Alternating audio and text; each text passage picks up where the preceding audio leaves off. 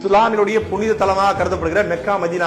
அந்த மெக்கா மதீனாவில் சவுதி நாட்டுடைய மன்னர் இளவரசர், அதற்கு பக்கத்துல நம்மளுடைய ஏஆர் ரஹ்மான், அதற்கு பக்கத்துல நம்ம ஐயா இளையராஜாவுடைய மகன் யுவன் சங்கர் ராஜா, இன்னைக்கு இஸ்லாத்த இருக்காரு அவரு, அதுக்கு பக்கத்துல நம்ம பள்ளப்பட்டி சார்ந்தவோ இல்ல கும்பகோணத்தை சார்ந்த யாரோ ஒரு இஸ்லாமியர், ஏன் தமிழ் உலகம் முழுக்க யாராவது ஒரு இஸ்லாமியர், அதுக்கு பக்கத்துல துப்புரவு தொழிலாளக்கூடிய ஒரு இஸ்லாமியர், யாரு வேணாலும் நிக்கலாம், யாரு வேணாலும் பக்கத்துல நின்று மக்கா மதீனாவில் தொழுகை நடத்த முடியும்.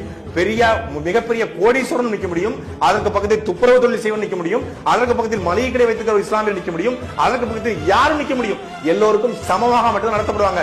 ஏன் இன்னைக்கும் தமிழ்நாடு முழுக்க எத்தனையோ பள்ளிவாசல், உலகம் முழுக்க பள்ளிவாசல் இருக்கு.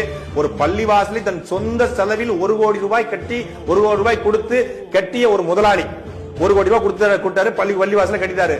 ஆனா பள்ளிவாசல தொழுகை நடக்கும்போது வெள்ளிக்கிழமை ஒரு 1 to 1:30 தொழுகை நடக்குன்னா அந்த தொழுகையில ஒரு 300 பேர் இருக்கக்கூடிய பள்ளிவாசல்னா 301வது ஆளாக இவர் போனா இவரை தூக்கி பள்ளிவாசலுக்கு 1 கோடி ரூபாய் கொடுத்தாருன்னு இவரை முன்னாடி விட மாட்டாங்க.